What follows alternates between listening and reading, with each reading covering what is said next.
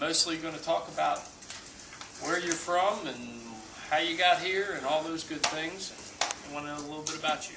So. Gotcha. All right, guys, we just open it up. Fire away. Well, I guess since we haven't had a chance to talk, you can bring us. Oh, by the way, GeneWilliams@WarChant.com, just to introduce ourselves. Bring us back a little bit. How did it come about you coming to Florida State? And I know you had a long relationship with Jimbo Fisher. Just kind of walk us through that process. Well, my relationship with Coach Fisher dates back to 1993, and he was very instrumental in me going to Auburn at the time. I was committed to another school.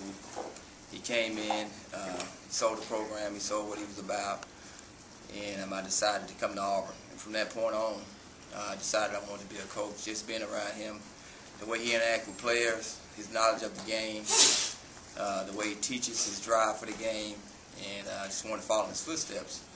And once I had a chance to play in the NFL a couple of years, I kept in contact with him throughout the years. I would even call him sometimes when I had issues about how to read a player, how to attack a coverage. I would pick up the phone and call him about it.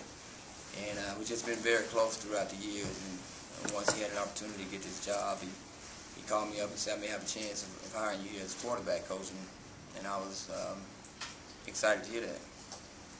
How about the recruiting coordinator aspect? How did that end up happening? Well, that was something James got moved to the offense coordinator. And, you know, myself and James are pretty close also. And I understand what he's trying to do and what Coach Fisher's trying to do and the angle they try to take with recruiting. And it was something that came about. And I've been enjoying that so far. Andrew started with the Orlando Sentinel. How is Jimbo the same as when you worked with him at Auburn, and how is he different now? He's a little bit more relaxed now. You can believe that. Yeah, he's just a high-tempo guy, high-energy guy, very smart, very organized, and more importantly, he's a leader.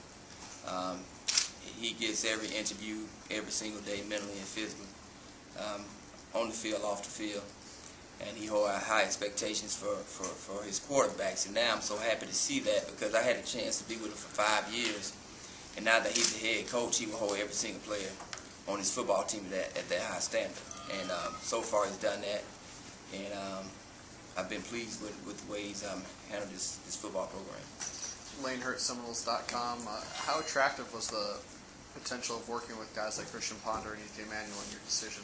It was very attractive. I know that Coach Fisher will always have great quarterbacks. He has an eye for talent. He understands what it takes to be a great quarterback. He knows how to teach guys, how to bring them along, how to evaluate that position. And to get a chance to learn under him and be under his wing is something that I can never pass up. And I'm so excited because I'm looking forward to next season and the upcoming seasons as far as who we can attract, who we can bring in here at Florida State. And man, I always constantly getting phone calls and letters about quarterbacks interested in coming here and playing under Coach Fisher. Andrew Sporer, WarChant. Can you talk about your initial impressions of Christian, just working with him, what really stood out, and how he's developed this spring too?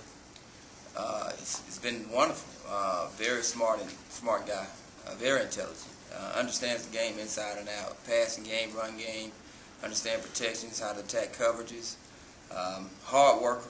Probably one of the hardest working guys on the team. Wants to be great. Works hard at being great. Hadn't seen any negatives at all about him. You know, he's coming back from a shoulder injury. I think he's maybe 1 or 2 months ahead of schedule right now, and he's out doing a great job. Hadn't asked for a rep off, hadn't asked for a day off, and he's going out and playing as if he's never been injured. When you first got here, how was he along in his rehab process? Like, what do you remember about when He wasn't even throwing. Be honest with you, he just started throwing right before we started spring practice. I think the week before we left for spring break, I think he was up to maybe 30 throws, and that's how far he came along in that short amount of time. And once we started spring practice, I think he was only allowed to have about 125 throws per practice. And we've kept it under 125, but he wasn't even, I don't even know if he was even raising his arm up when I got here. So, like I said, they say he's way ahead of schedule right now. He's maybe 2 months ahead of schedule. And he's doing a tremendous job, and he's working hard, and he's going out and leading his football team.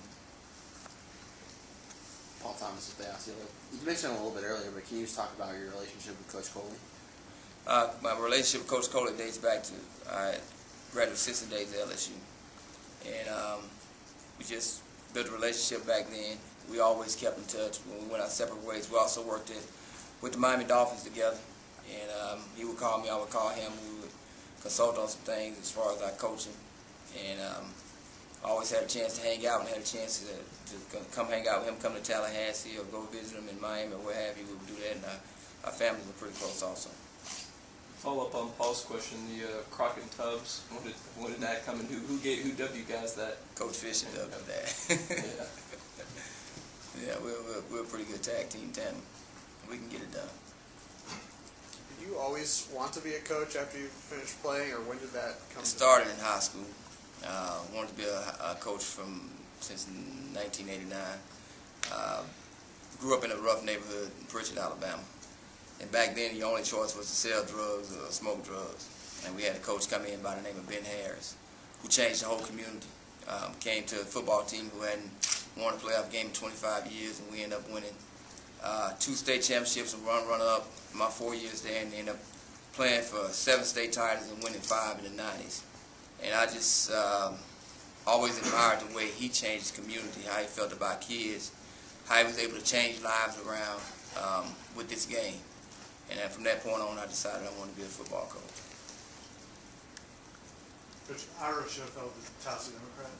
Could you talk about EJ and kind of what how much did you get to see him throw before you had the surgery, and how's he doing? I came up a couple of times during spring when I was at South Alabama to watch those guys. But EJ is a very athletic guy. He's bigger than what I thought. I think he's about 230 pounds right now, and can run a 4.44, 5.40. Very athletic. Throws the ball well. Had a shoulder injury that was plaguing him last season, and I think it kind of slowed him down. And went in there and found a slight tear and operated on it, and he's coming along right now. He's to the point now he's raising his arm and constantly doing rehab every day, about 2.5 hours. And working with quarterbacks are fun. I mean, it's just all of them fit the same MO. I mean, you go out, you work hard, no problems in the classroom, smart kids, 3.0 average, just the hardest workers on the team, because if you play for Coach Fisher, it's no better motivation than fear. So I understand what these guys are going through. I had to go through it, and all his quarterbacks have experienced the same thing. But you look back on it, and you always value the lessons that you learn from him throughout your college career. Coach, Tim Littlefield with the Osceola. Is there anything that the quarterbacks have had to get used to that maybe you've changed that they're not used to from working under Coach Fisher? No, we're basically the same. Everything I learned about quarterbacks, I learned from him. I had a chance to play in the NFL 4 years. Worked with Coach Morris, Mike Morris. I worked with Coach Spurrier, but all my teachings and all my values, what he taught me, and I revert back to that. And constantly, I always find myself saying some of the same things he talked about. We always ask why. And when I was coaching quarterbacks at Tuskegee, I always asked my quarterbacks why. But from the drops to the way we hold the ball to the way we read coverages, nothing has changed, because that's why I learned. And be honest with you, I still hold a passing record at Auburn to this day, and that's because of him. And hopefully that'll be a long time before it's broken. But all the teachings are the same. It's identical. How about coaching styles? Are you putting fear into the guys like he would? Well, some